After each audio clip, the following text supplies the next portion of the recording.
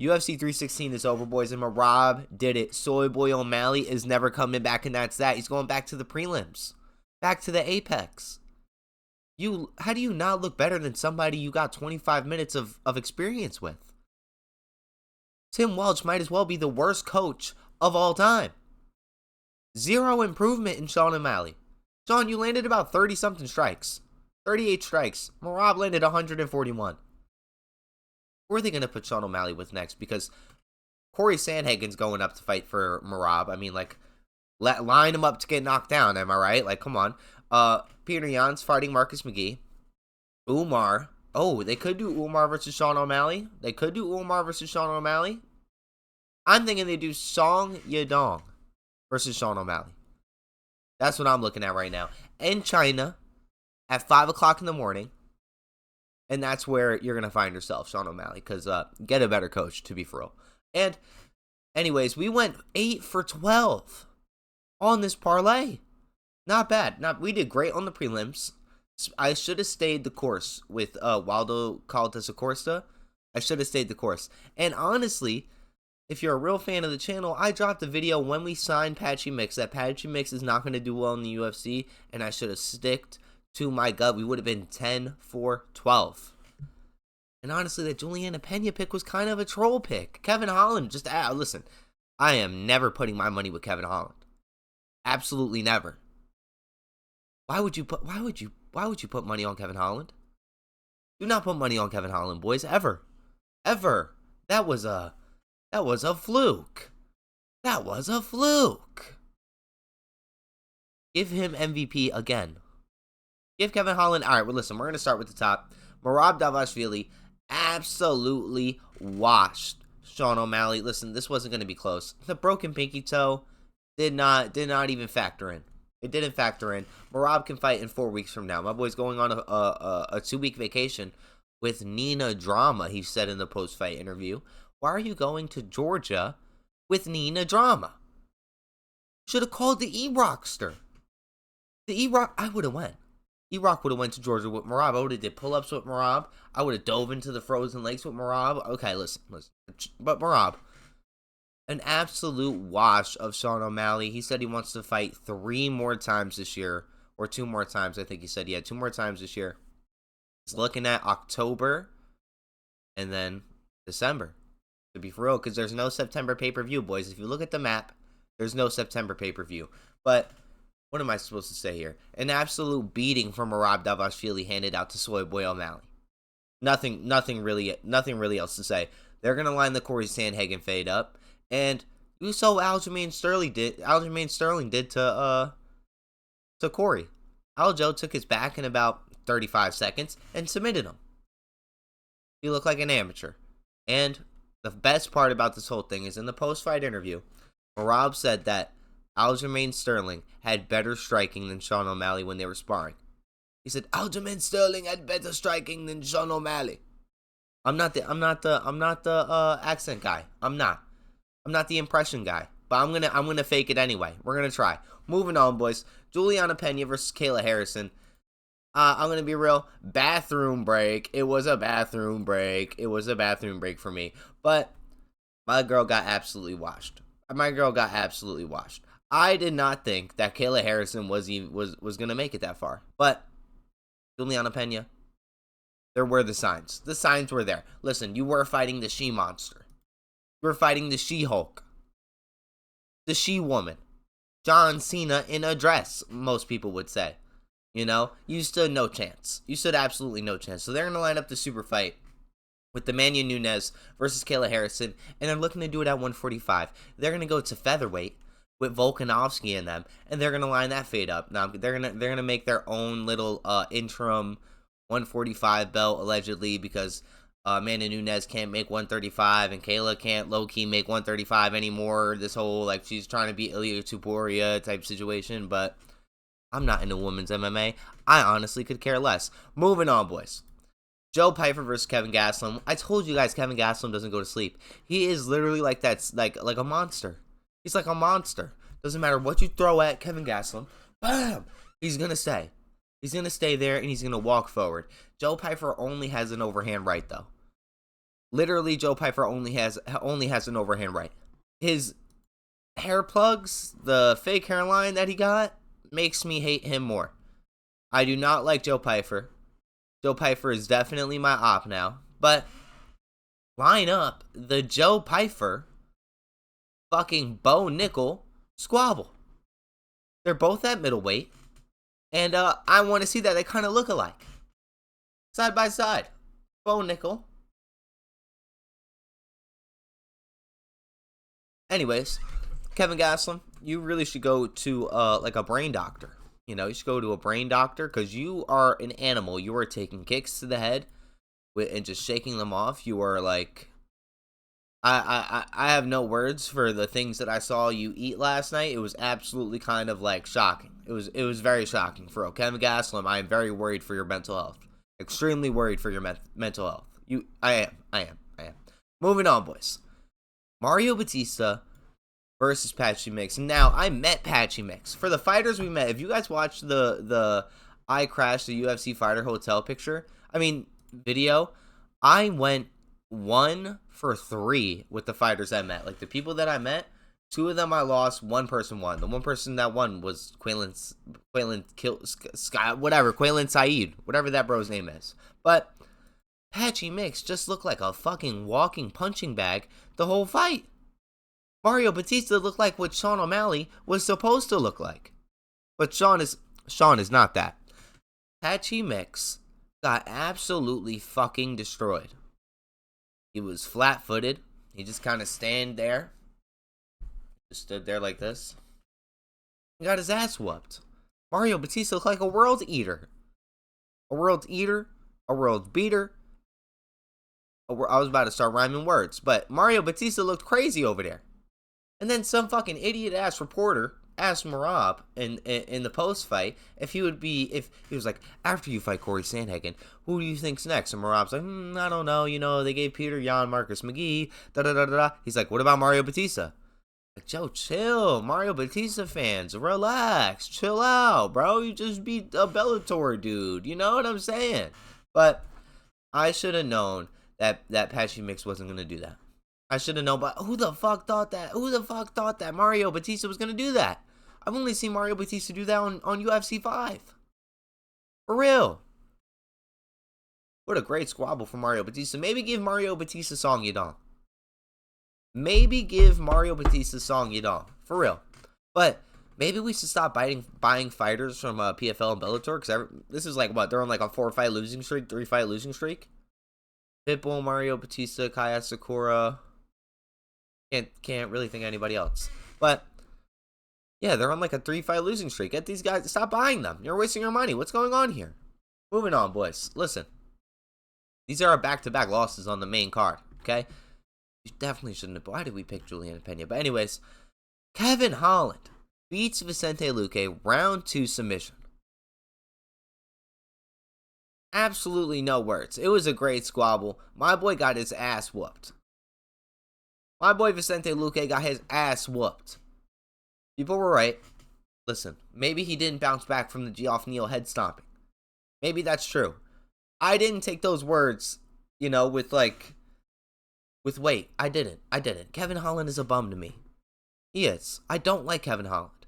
Sure, he looked alright last night, but again, in his post-fight, he says, I want the worst fight at a welterweight. Give me Colby Covington. Sure, bro, sure. So what, Colby Covington was looking good against Joaquin Buckley, though. So I'm not, hey, I would go Colby Covington. I am never betting. I am never putting my hard-worked dollars that I get from working in the coal mines on Kevin Holland. Ever in my life. Ever. I don't care if he's on an 18-fight winning streak at heavyweight. I could care less. I am not betting my money on Kevin Holland ever in life. He is trash. Absolutely trash fighter. Trash-ass attitude. Trash everything else, okay? I don't want to hear, but he looks good against Vicente Luque. Oh, he looks good against Gunnar Nelson. Dude, he begs people not to take him to the ground. Cool, he knows a Darce choke. Cool, he knows a ninja choke. Oh, my God. But once he goes against, like, an actual dedicated grappler, it's over. It's over. Once you get Kevin's back, it's over. Luque, I thought you were going to do so much better. I thought you were going to do so much better, Luke. You are washed. I'm going to give you that. You are washed. Give Kevin what he wants. Give him the Colby fight. I promise you he loses that one. I promise he loses that one. I promise. I was talking mad shit about Kevin Holland. I really was. I thought we were going to see him sparked. Sparks right unconscious. Right in front of everybody. I don't get my wish. Of course not. No Ilia Topuria versus Islam. No Kevin Holland getting sparked right in front of my face. Nothing. Congratulations on the win, Kevin. You know what I'm saying? Congratulations. Wow. Moving on. Joshua Van. Woo. Joshua Van. Animal. World beater. Calls for Brandon Moreno in the post fight. Calls for Brandon Moreno in the post fight? What a beautiful call out. 10 out of 10. 10 out of 10 call out. Literally. Gets a third round KO TKO just when you thought Bruno Silva had enough brain damage to sustain himself through another 5 minutes. He did not. His lights got shut off. Joshua Van looked fucking great. Absolutely zero damage. Just a little winded out from, in the heavy bag 1,000 times. But a great squabble and calls for Brandon Moreno? Who is Joshua Van's manager? Who is this dude's PR manager? Who told him to call for Brandon Moreno? What a fucking great idea. Brandon, your last 10 squabbles have all been rematches. You're on like your 4th rematch. Can you please fight somebody new? He's probably going to be like, yes, of course. You know what I'm saying? What a great idea. Now, I don't know if you win that. His scrambles are nasty. Let's be real. His scrambles are nasty. And you, Joshua Van, I look at you as a great guy and I will never bet against you, but Brandon Moreno is a literal world beater. Brandon Moreno is a savage. Brandon Royval, you could beat Brandon. You should have called Brandon Royval call out would have been honestly a lot more easier than the Brandon Moreno call out. I'd much rather fight Brandon Royval than Brandon Moreno. No shade whatsoever. But what a great squabble. My boy's calling out. He's like Predator. I watched the new Predator movie last night. Oh my god, it was so good. It was so good. I was just about to say he's like Predator because I had a quote. It was like, to be the Predator, you must fight the killer of killers. That's what Joshua Van's trying to be right now. That's what Joshua Van's trying to get into right now. Shout out to Joshua Van. What a great performance last night. 7 fights in 2 years. I'm pretty sure that's the stat. 7 fights in 2 years. And he wants to fight again. What a great guy. Moving on, boys. We got Azmat Mazanov versus Brendanson Raveno. First round knockout. I already told you guys what's going to happen. This dude's an animal. He's going out there. We called this one right out the gate. Moving on. Sergey Spivak versus Waldo Cortez Acosta. Listen up right here and now. This was a fucking robbery. An absolute robbery. I understand that Waldo Cortez Acosta striked him a little bit more, and yes, he did throw double of his strikes. But this was a robbery. Sergey Spivak had the bigger moment, in my opinion. He won round 1. Without a doubt. Without a doubt with the takedown. He lost round 2. But round 3 was up in the air with the takedown. But Sergey Spivak's a polar bear. He's a polar bear. When I met bro, he was so unhinged. He gave me unhinged vibes. Go watch that UFC 316 hotel video. I went there for you guys and I had 0 views. Go watch it. But Sergey Spivak was unhinged. I was betting on bro. He went out there swinging. Listen, he should have went out there like Andreas Gustafsson, who we're going to get to right now, honestly. But Sergey Spivak, I can't believe you did this to me. Waldo Cortez Acosta, give this dude fucking Jalton Almeida next. I don't know what to say. Heavyweight division is in an absolute cryogenic state where it's just been frozen for the past 2 years, okay? So give this dude Jalton Almeida, the only dude that wants to be active besides Curtis Blades. How about that? How about we do that? Moving on, boys. Andreas Gustafsson, low-key, my new welterweight fighter. My new favorite welterweight fighter. I need to go see if this dude's in UFC 5 right now. Andreas Gustafsson in the post-fight said, I went full retard. Told you guys I was going to go full retard, and I did. What a great guy. He did. He went out there, beat the absolute brakes off of Chaos Williams for 3 rounds. It was a literal beating. It was a bleeding. It was a bleeding and a beating. Hey, I said that off the tongue. But Chaos Williams was leaking all over the octagon. It was just like, it was not even close. It was not even close. And this was a short notice fight for both of these dudes. Both opponents switched up. Andreas Gustafsson opponent faded in the back, and I have no idea what happened to Chaos Williams' opponent. Zero clue. But Andreas Gustafsson is my new favorite welterweight fighter. Give this dude a fucking ranked opponent next week. Put him on the Atlanta card right now. Moving on, boys. Wang Kong versus Irene De Silva. What a fucking masterclass by the Joker. She looked like a world champion. I had no idea that Wang Kong beat Valentina Shevchenko in a fucking kickboxing match. Absolutely no clue. But Wang Kong threw 226 strikes, landed 147 of them, and demolished Irene De Silva with these fucking leg kicks. With these monster leg kicks, just beat her legs to shreds. She instantly showed that she did not like the leg kicks in round 1, and Wang Kong just went out there and just demolished her for the whole fight. It was a beautiful squabble. I'm surprised that Irene De Silva stayed for the 15 minutes. Listen, she already gave up 25% of her purse because she went in 7 pounds overweight, right? But if I'm getting my ass whooped like that, honestly, like, I'm not gonna continue. Listen, I'm gonna lose like 25% of my win. Like, it doesn't let's just lose this and go on to the next one. Fuck it, you know what I'm saying? But give Wang Kong a ranking right now.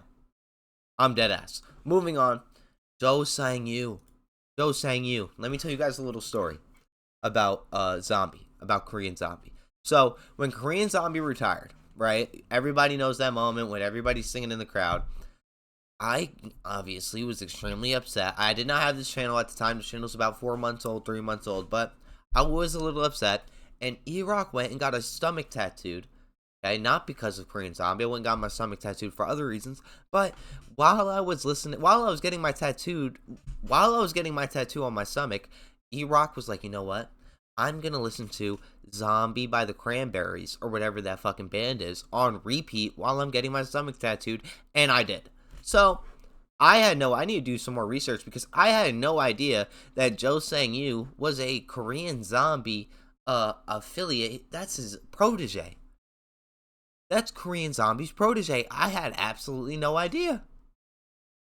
We need to keep an eye on bro. He went out there and sparks Jerkasara, had him face down on the mat, okay? Face down on the mat in like, what, 28 seconds? Yeah, 28 seconds. Absolutely insane. My ESPN2 stuttered, so I refreshed, played for about 1 second, 2 seconds, and bam, right hand. It was short. It was a short right hook. Took this boy out. Had to take him out on a stretcher. They walked him out. He didn't even stay there to see Zhou Sang-yu get his hand raised. Zhou Sang-yu is an animal, bro. Need to keep an eye on this dude. Moving on, Quaylen Saeed did his thing. 3 rounds against Yanal Alshamitz. But, hey, give Quaylen Saeed another unranked fighter, please. You know? First fight in the UFC's first little debut. I really have no idea about the dude. He looks great. Both of these dudes look great. Yanal and Quaylen Saeed, both of these dudes look great. Moving on, boys. Marquel Mirandos versus Mark Chininski. I'm going to be honest with you guys. I did not watch that fight. I didn't make it. E-Rock did not make that fight. I didn't. But Marquel Mirandos won a decision, and I'm happy he did. Shout out to bro. Give him another unranked fighter. Hey, what can I say about that? What can I say about that? But who are you going to give Merab next? Sandhagen? Round 2 submission by Merab. That's what we're going to throw out there. You give it to Sandhagen. For real. Give us the Umar rematch. I want the Umar rematch right now. That's what I want. I'm tired of everybody saying, "Oh, Umar broke his hand in the second round." No. Merab broke Umar's hand. Merab